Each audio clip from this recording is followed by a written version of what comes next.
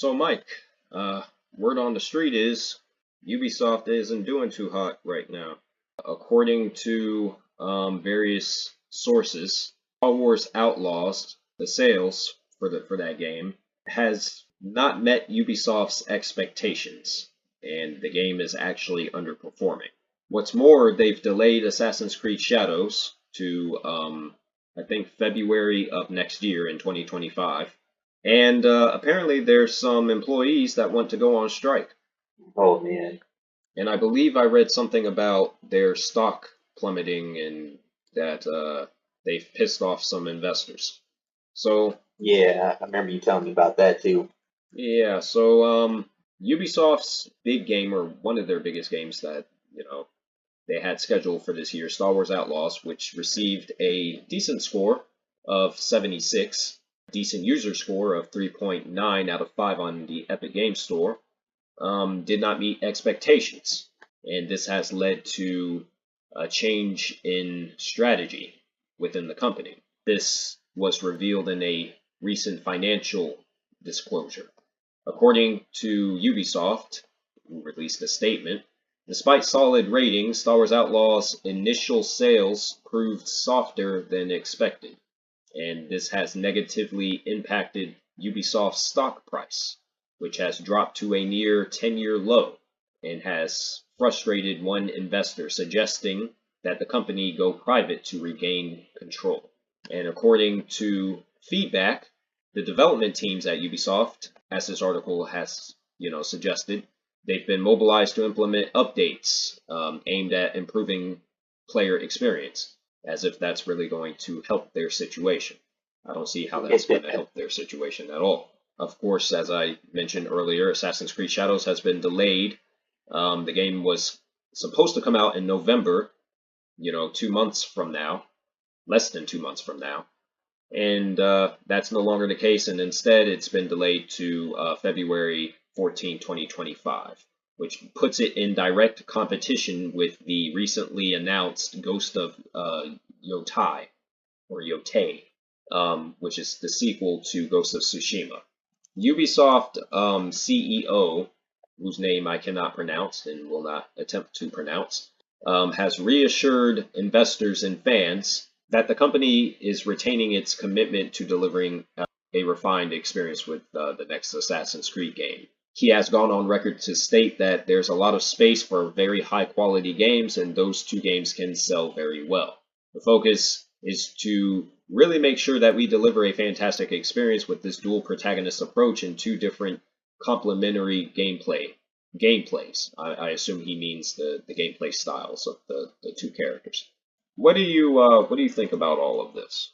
It's somewhat of a surprise because with Outlaws, months beforehand, people were saying that that game would be a slam dunk for Ubisoft, and now we're seeing it's not selling as expected. And with Star Wars, so you thought they would do great by that, but now when it released, man, I was seeing like terrible reviews for it all around. Like a few weeks beforehand, after with like some of the gameplay previews, I was seeing a lot of negative comments about it. So I was like, I was on the fence about it. I mean, it did end up getting some decent reviews, but money talks, and if it's not meeting those sales well, yeah, that's more important to them.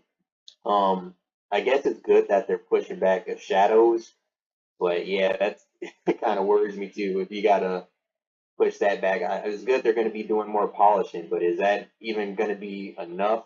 Because that is like one of their big main sellers. But I think at this point, with all the hate, when that comes out too, and then you have the Ghost of Yote coming out next to that too, man, it's people are going to probably shit on the game like crazy. I don't know. It's looking pretty bad for them. So I don't know. I feel like they really haven't been making great quality games, and it's just going to keep getting worse for them. But I don't know. We'll have to see after whatever happens with Shadows, but I don't think it's going to be good. Yeah, I mean, the writing was on the wall with Star Wars Outlaws because when the gaming journalist preview started coming out for that game, they weren't as positive as one would think that they would be. people really underestimate, people in the gaming community really underestimate just how, how important gaming journalists' opinions are. Gaming journalist reviews, critic reviews can easily tank a game, easily, because even though we have all these, these big so-called YouTube influencers, they really don't influence shit. The Angry Joes and the Ackmans of the world. At the end of the day, those channels, they only have 1 million subscribers.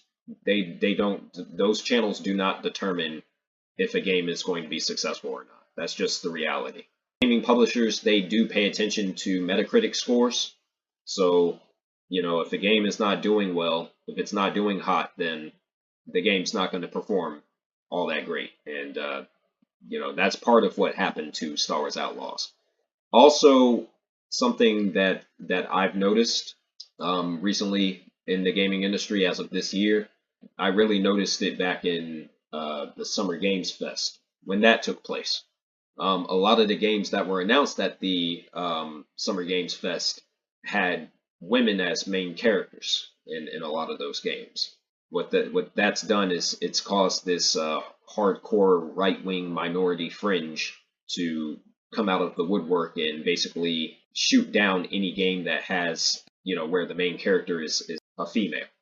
And That is true. And so, there were a number of people that were shooting down Star Wars Outlaws, deciding that they weren't going to support the game simply because the main character is a woman. You would think we would have moved past, some petty shit like that, but I shit you not, I just made a video on Ghost of Yote. A lot of the commenters on that video were these crazy right-wing nut jobs shooting out terms, political terms like woke and DEI, because they weren't happy at the fact that the main character isn't Jin from the first game, and instead the series has been revealed to be an anthology series, where the next game is going to take place in a different location with a different character, and the new character for this game, for that game, is going to be a female. It's going to be a woman. I had probably just dozens of people go, jump up on that video talking about, oh, fuck this game, I'm not buying this bullshit, this DEI, this woman power bullshit, fuck that shit, I'm not doing it, I'm not supporting it. And so I'd imagine those same people were doing the same shit with this game, simply because, main character is a chick, so we can't support that. Absolutely.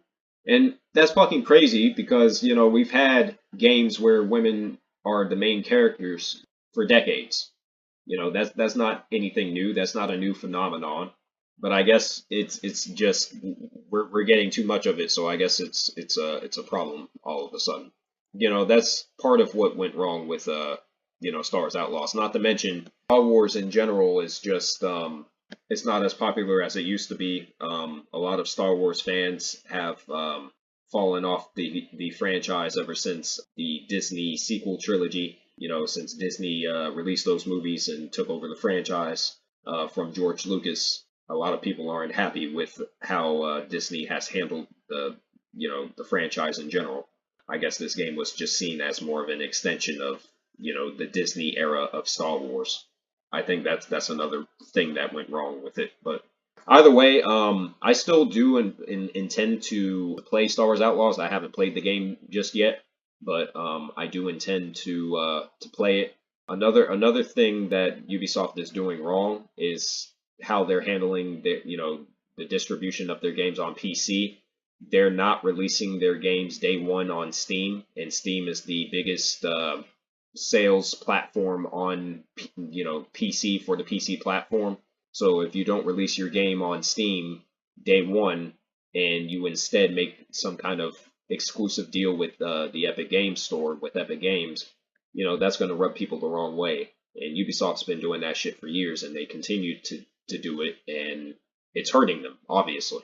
So there's a variety of reasons why that game didn't meet sales expectations, and that's just some of the things that I just mentioned is a few reasons that add to the problem that they're facing.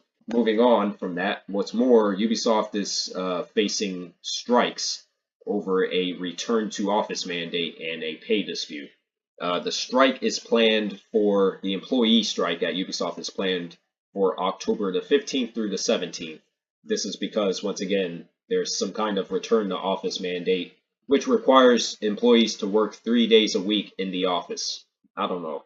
Reading this, it just sounds, to be honest with you, it sounds very petty to me. Yeah, I agree with you there. I mean, you got to come in 3 days a week, and then the rest of the time you get to work from home. I don't know. These employees sound like fucking brats to me. If Ubisoft is having issues like that, I don't know, man. I don't know. They might want to clean house at that point. It's like motherfuckers is like we're letting you work from home, but we're just requiring you to come in just a few days a week. So you have to come in the office at some point. You can't just be home 24 fucking 7. But I guess these people they don't want to they don't want to do that. I don't know. That's crazy to me. What do you think? What do you think about that, Mike? I feel like it's not really too much of a big deal. I'm like, they've worked in the office before, so they should already be comfortable with doing it. I mean, I get working from home all the time is nice, but I mean, I've been seeing it come up a lot often, so they should have been expected that because pretty much all the companies I'm seeing are saying a return to office mandate. It's weird. As someone who had a job working from home for a number of months, I mean, I get it. I really do, but they're just asking you to come into the office for a few days each week. That shouldn't be a big deal. Even if it's 3 days back to back, it shouldn't be that much of a problem. Again, that's Ubisoft's problem. They have to sort all that out. Either way, yeah, the company's not doing too well right now.